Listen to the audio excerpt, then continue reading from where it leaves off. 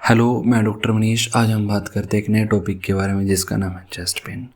आप सब कभी ना कभी अब तक की ज़िंदगी के फेज़ में चेस्ट पेन से ज़रूर परेशान हुए होंगे। कभी रात में, कभी खाने के बाद, कभी ज़्यादा चलने पर, कभी ज़्यादा दौड़ने पर, कभी खाना ना खाने के कारण, कभी ज़्यादा सोचने के कारण या कभी ज़्यादा चाय या कॉफ़ी लेने के बाद। जब भी चेस्ट पेन होता है तो सबसे पहले दिमाग में यह आता है कि ये नॉर्मल है या एबनॉर्मल। कभी कभी दवाई लेने पर भी यह दर्द बंद नहीं होता तो समस्याएं ज़्यादा बढ़ जाती हैं और हमारा ध्यान सीधा ही हार्ट अटैक की तरफ चला जाता है और हम यह सोचकर बहुत ही परेशान हो जाते हैं कि यह हार्ट अटैक है या नहीं है। तो इसका समाधान क्या है?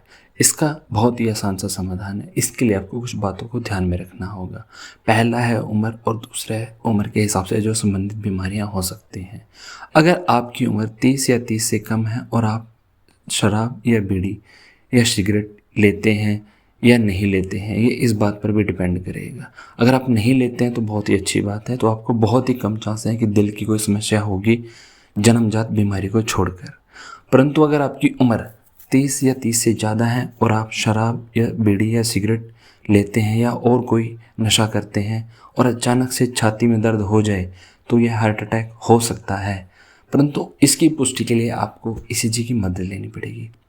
ईसीजी एक बहुत ही सिंपल सा टेस्ट है जो कि 5 मिनट से भी कम समय में हो जाता है और रिजल्ट भी हाथों हाथ आ जाता है।